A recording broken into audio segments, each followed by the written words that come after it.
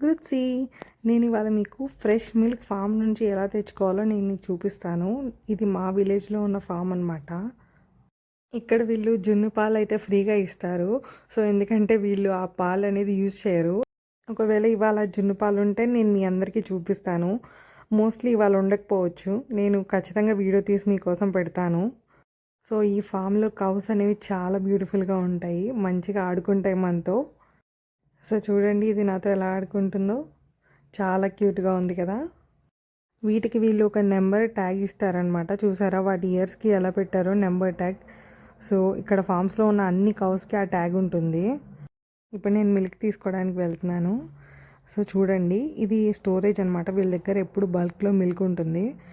So ఈ milk 1 litre వచ్చేసి 100 rupees అనమాట. అంటే ఇక్కడ కరెన్సీలో అది 1 ఫ్రాంక్. సో మనం అడిగినప్పుడు ఇలా ట్యాంక్ నుంచి వాళ్ళు తీసి ఇలా పోస్తారు.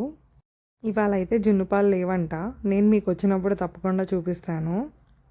సో పాపం ఇతను హ్యాండిక్యాప్డ్ అనమాట. సో ఇక్కడ గవర్నమెంట్ వీళ్ళకి ఫుల్ టైం ఎంప్లాయ్మెంట్ ఇలా ఫామ్స్లో ఇస్తుంది.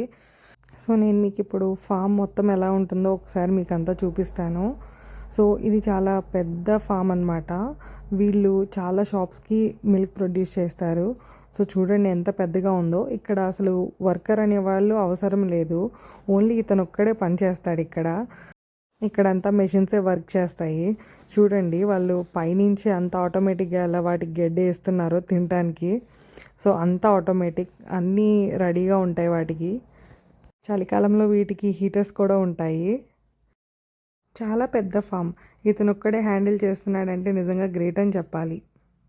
సో ఇలాంటి మరెన్నో వీడియోస్ కోసం లైక్ అండ్ షేర్. బాయ్.